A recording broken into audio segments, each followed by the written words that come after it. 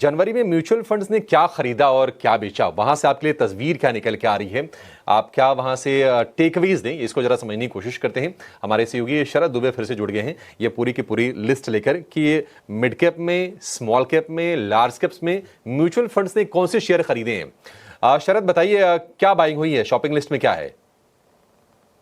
Participation तो strength दिखाया था, हमने देखा था एफआई की बिकवाली हुई थी, लेकिन डीआई पार्टीशन में स्ट्रेंथ आया, खासकर कि जनवरी के महीने में देखें तो म्यूचुअल फंड्स की बाइंग की बात करें तो अगर लार्ज कैप्स में अगर बाई देखें तो शॉपिंग में जोमेटो आया है, एक्सिस बैंक आया है, इसके अलावा गेल, एचडीएफसी बैंक और आईटीसी, ये 5 स्टॉक्स जो है इस लिस्ट में आए हैं। यहाँ पे पूरे जो कंबाइन किए एएमसीज, वहाँ पे जो सबसे ज़्यादा होल्डिंग्स की बढ़त हुई है उसकी मैं जो है लिस्ट आपके सामने ला रहा हूँ। मिड कैप में अगर बात करें तो यहाँ पे Vodafone Idea, Adani Wilmar, NMDC, IDFC First Bank IRB आईआरबी इंफ्रा जैसे स्टॉक्स में जो है अच्छी बाइंग देखने मिली है। कुछ स्टॉक्स है जहाँ पे टॉप 5 सेलिंग जहाँ पे देखने मिली है। यहाँ पे लार्ज कैप की बात करें तो आईटीसी आता है जहाँ पे सेलिंग देखने मिली है, बीईएल भारत इलेक्ट्रॉनिक्स में सेलिंग आया है। इसके अलावा बैंक ऑफ बड़ौदा, रिलायंस और पीएनबी में भी सेलिंग देखने मिला है।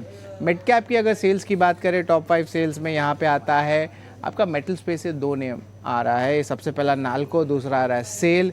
इसके अलावा ओला इलेक्ट्रिक, सुजलॉन और कल्याण एनर्जी, यहाँ पे सबसे बड़ी सेल्स देखने मिली है। तो ये जो है ओवरऑल आपका म्यूचुअल फंड का गाता है जनवरी के महीने में मिड कैप और लार्ज कैप में क्या टॉप 5 बाई हुए, टॉप 5 सेल हुए, वो सारी लिस्ट मैंने आपको बताई। और आखिर में मैं आपको एक चीज़ और बता देता हूँ, जो कैश लेवल्स है म्यूचुअल फंड में, वो इंडस्ट्री जो है मंथ ऑन मंथ बेसिस में 20 बेसिस पॉइंट्स बढ़ चुका है। ऑलमोस्ट 5.2% एयूएम आ गया, यानी कि कैश लेवल्स भी बढ़ रहा है, जिस तरह थोड़ी अनसर्टेनिटी इक्विटी सेगमेंट में देख रही है और एक टाइप से कॉशियस स्टांस जो है देखा जा रहा है एएमसीज का। ठीक है, शुक्रिया शरद। तो अगर हम टॉप 5 स्टॉक्स जो खरीदे हैं म्यूचुअल फंड्स ने, उसमें अगर हम लार्ज कैप की बात कर लें, जोमेटो है, एक्सिस बैंक है, गेल, एचडीएफसी बैंक, एनटीपीसी।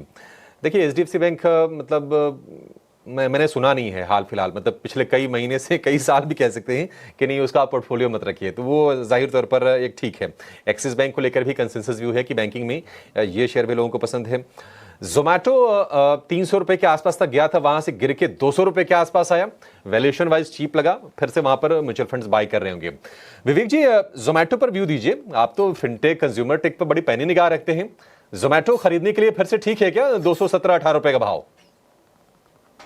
अभिषेक, ये ऑन रिकॉर्ड है आपके टीवी चैनल पे कि 305 में मैंने कई बार बोला कि जितना भी होल्डिंग था जोमेटो का, मैं तो बाहर निकल चुका। ये 305 में थे जब ज्यादातर रिकमेंडेशन आ रही थी बाई की। उसके बाद में ऑफकोर्स 320 गया, तब 15 रुपए का मतलब मैं गलत भी साबित हुआ, लेकिन ठीक है 305 के बाद आज ऑल स्माइल्स वाला सिचुएशन है। देखिए, इस रेट में 218 में मुझे अभी भी लगता है कि जिस हिसाब से कंपनी डाइवर्सिफाई कर रही है और खर्चा कर रही है, जो ये प्रॉफिट की बात करते हैं हम लोग, वहां पे थोड़ा बहुत आपको स्लो डाउन देखने को मिलेगा।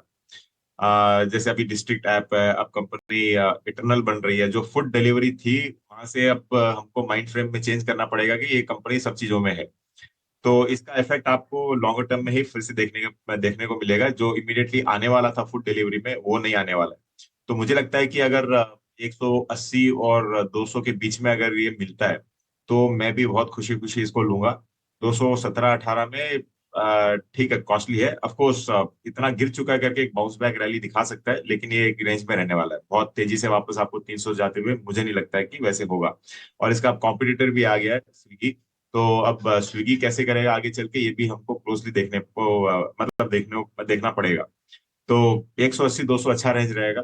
अगर गिरता है तो एक बाउंस बैक रैली आ सकती है, 250 तक पॉसिबिलिटी है। तो ट्रेडर्स के लिए ये फायदा है और इन्वेस्टर्स के लिए मैं तो 180-200 देख। 200 की रेंज में मिले तो जोमेटो आप खरीदिए। म्यूचुअल फंड्स में एक और स्टॉक खरीदा है विवेक जी, और व्यू आपसे ही लेंगे। अच्छा, मैं मतलब मुझे पता नहीं, ये लिस्ट में अच्छा नहीं लग रहा शेयर मुझे देख के। वह है वोडाफोन आइडिया का, 8.5 रुपए का शेयर है। 5G को लेकर आगे कोई एक्सपेंशन को लेकर कितनी तेजी होगी उसको लेकर अभी भी क्लैरिटी नहीं है। प्रमोटर क्या करेंगे कंपनी के साथ उसको लेकर भी कोई सफाई नहीं है। तो मुझे वोडाफोन आइडिया ठीक नहीं लग रहा है। आप क्या सहमत हैं इससे? मुझे भी नहीं लग रहा ठीक तो मुझे भी नहीं लग रहा है। हो सकता है ये मतलब डायरेक्ट बाई, अब मैंने डेटा नहीं देखा है, डायरेक्ट बाइंग किया है या फिर कोई अलॉटमेंट वगैरह उसका शेयर्स म्यूचुअल फंड्स को आया है कि ये देखना पड़ेगा।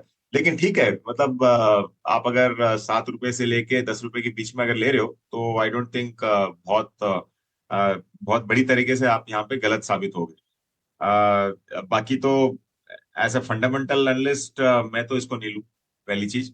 हाँ ठीक है, सर्विसेज में अभी इम्प्रूवमेंट हो रहा है। मैं वोडाफोन कई कनेक्शंस यूज करता हूँ, जो पहले थे वैसा नहीं है। कई कई चीजें, मतलब कई चीजें इम्प्रूवमेंट हो रही है। और जो अभी एयरटेल ने बोला है कि 300 रुपए का आरपू का टारगेट है, तो अगर कोई भी एक प्लेयर 300 रुपए के लिए मतलब उस रेंज में जाके अगर प्राइस हाइक्स लेता है तो ये वोडाफोन के लिए भी अच्छा होने वाला है। तो न्यूट्रल ओपिनियन रहेगा। सही में फ्रैंकली बोले तो मुझे भी नहीं मालूम क्या होने वाला है इसमें। और जब तक ये डेट कम नहीं हो तब तक स्टॉक बहुत ज्यादा रैली नहीं दिखाएगा। ये यस बैंक के जैसे होके रखा है, मतलब कितना भी प्रॉफिट दिखाओ आपको स्टॉक ऊपर जाते हुए नहीं दिखने वाला है। लेकर ये व्यू।